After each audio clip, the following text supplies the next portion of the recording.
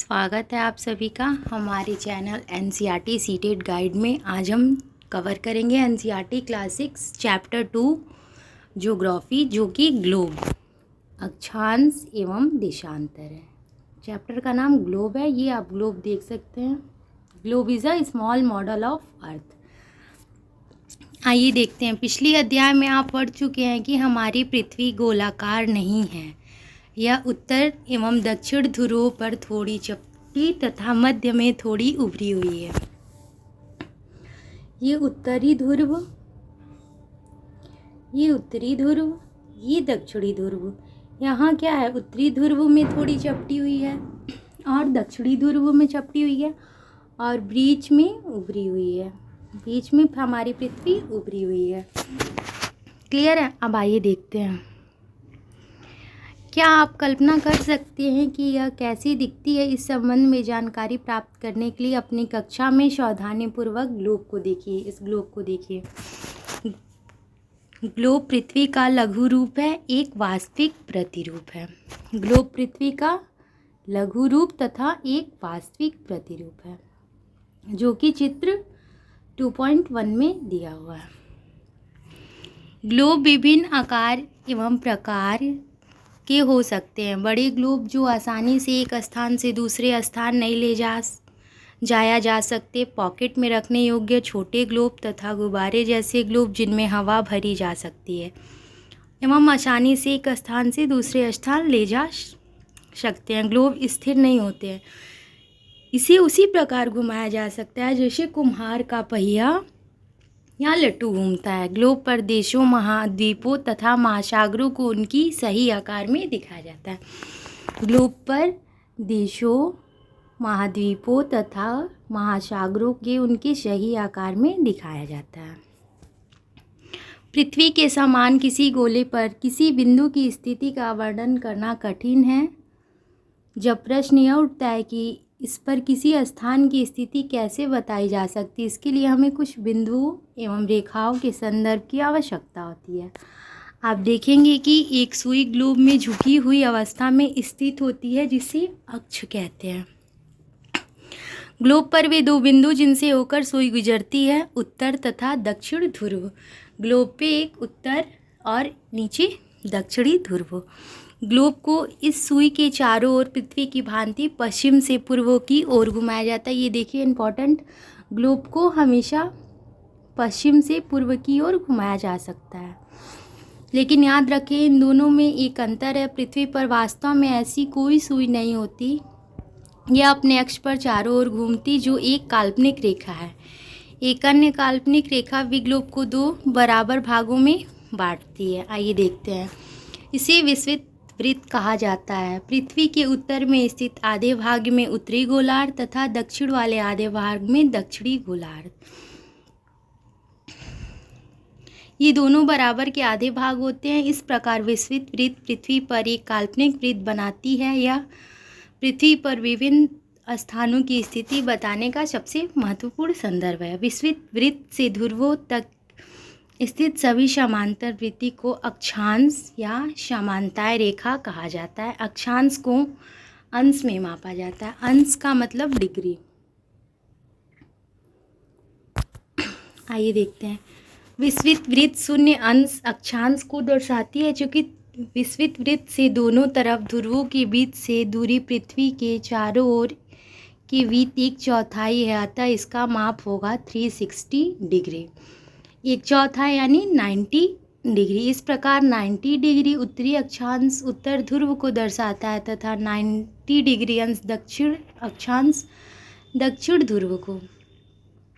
इस प्रकार विस्तृत वृत्त के उत्तर की सभी समांतर रेखाएं को उत्तरी अक्षांश कहा जाता है तथा विस्तृत वृत्त की दक्षिण स्थिति सभी समांतर रेखाओं को दक्षिणी अक्षांश कहा जाता है।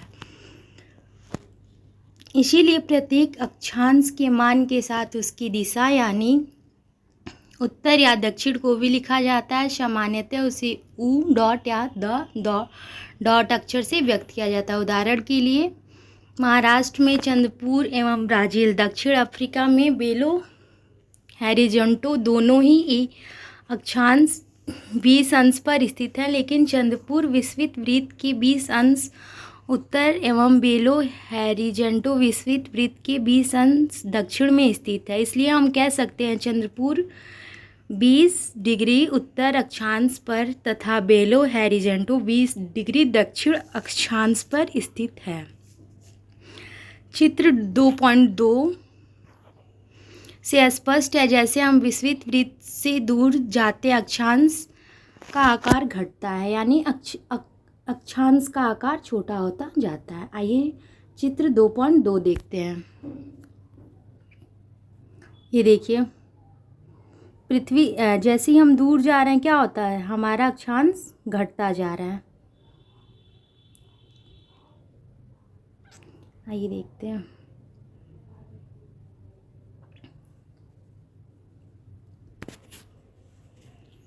महत्वपूर्ण अक्षांश समांतर रेखाएं।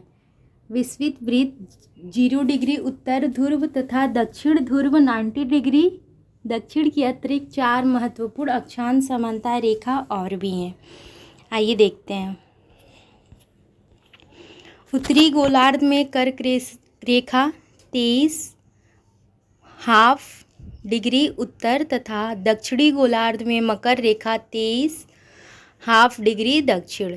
तीसरा, विस्तृत वृत्त के 66.5 डिग्री दक्षिण में उत्तरी ध्रुव, विस्तृत रेखा 66 डिग्री दक्षिण में दक्षिणी ध्रुव वृत्त। अब नेक्स्ट, पृथ्वी के ताप कटिबंध। ताप कटिबंध मतलब टेम्परेचर। आइए देखते हैं।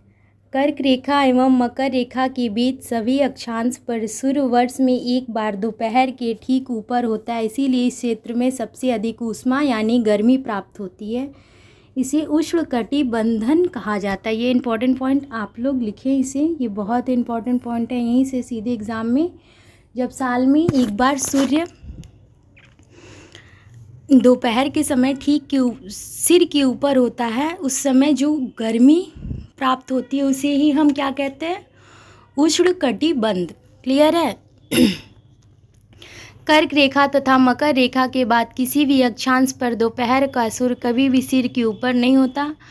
ध्रुव की तरफ सूर्य की किरणें तिरछी होती जाती हैं। इस प्रकार उत्तरी गोलार्ध में कर्क रेखा एवं उत्तरी ध्रुव वृत्त, दक्षिणी गोलार्ध में मकर एवं दक्षिणी ध्रुव वृत्त के बीच वाले क्षेत्र का तापमान मध्यम रहता है, इसीलिए शीतोष्ण कटिबंध कहा जाता है। उत्तरी गोलार्ध में उत्तरी ध्रुव वृत्त एवं उत्तरी ध्रुव तथा दक्षिणी गोलार्ध में दक्षिण ध्रुव वृत्त एवं दक्षिणी ध्रुव के बीच के क्षेत्र में ठंडी बहुत होती है, क्योंकि यहाँ सूर्य क्षितिज से ज़्यादा ऊपर नहीं जाता, इसीलिए शीत कटिबंध कहा जाता है।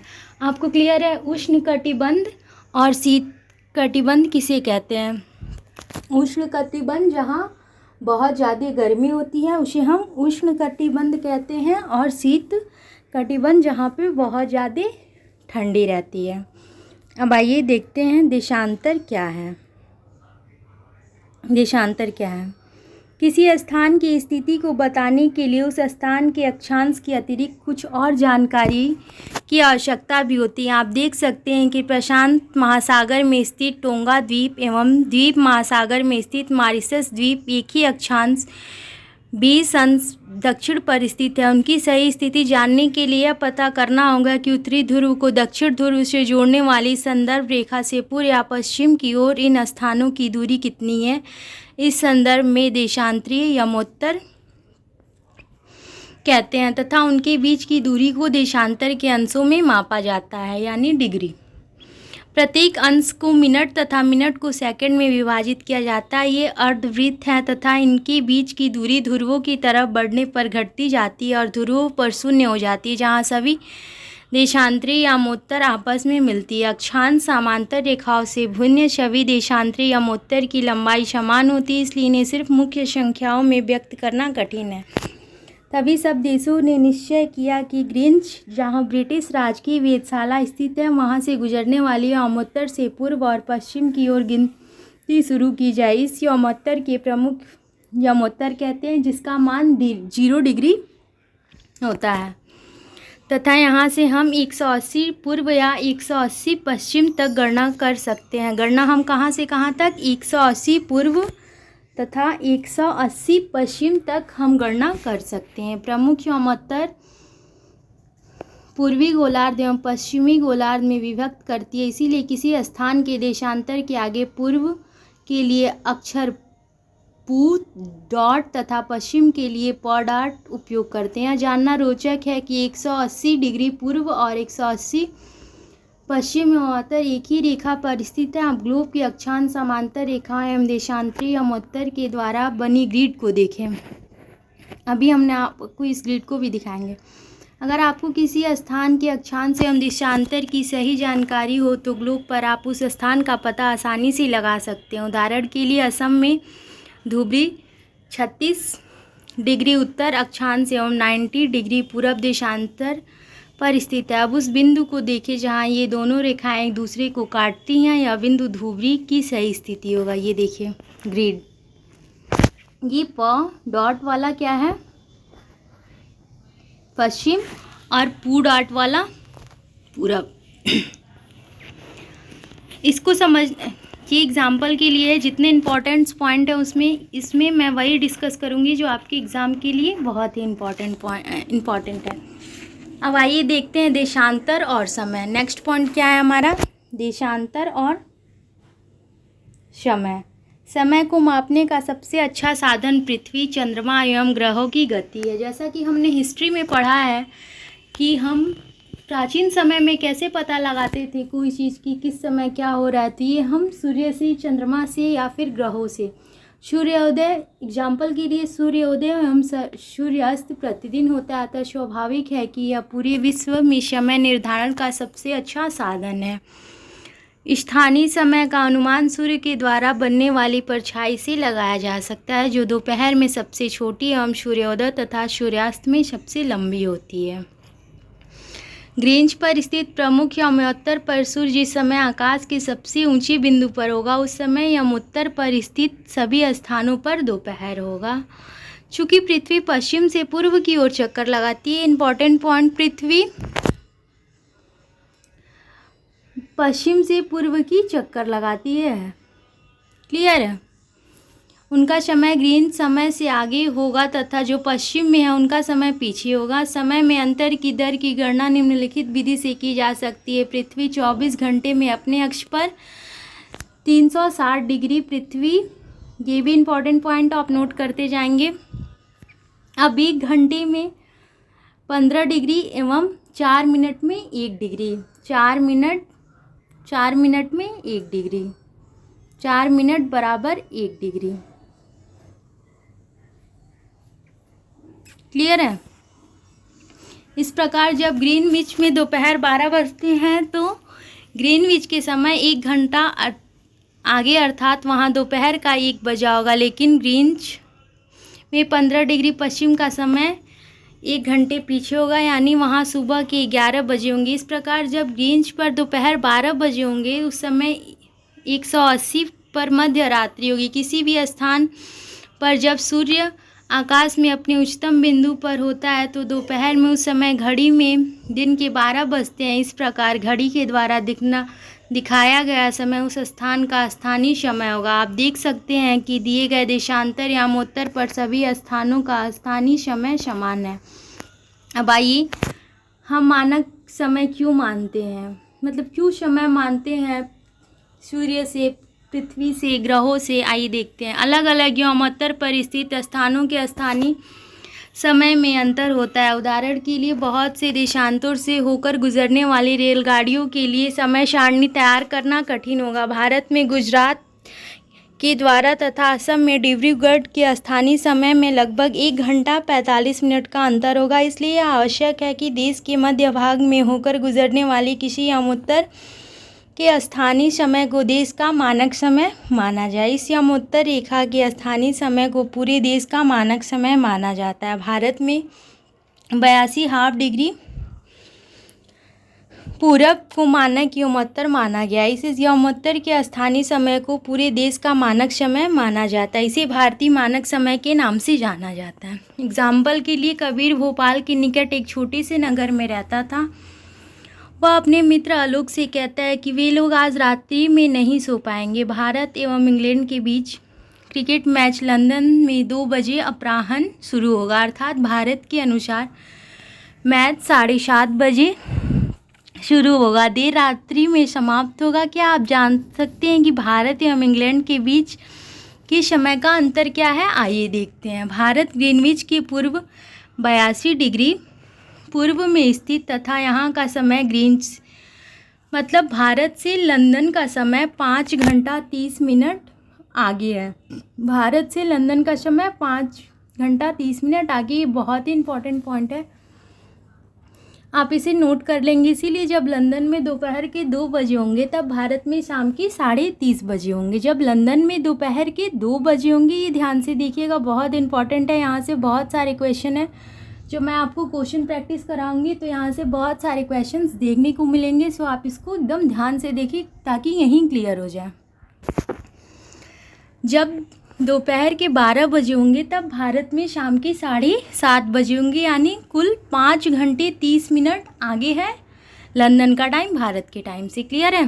कुछ देशों के देशांतरीय विस्तार अधिक होता है, जिसके कारण वहाँ एक से अधिक मानक समय अपनाया गया है। उदाहरण के लिए रूस में 11 मानक समय को अपनाया गया है। पृथ्वी को 1-1 घंटे वाले 24 समय क्षेत्रों में बांटा गया। इस प्रकार प्रत्येक समय 15 डिग्री देशांतर तक के क्षेत्र को घेरता है।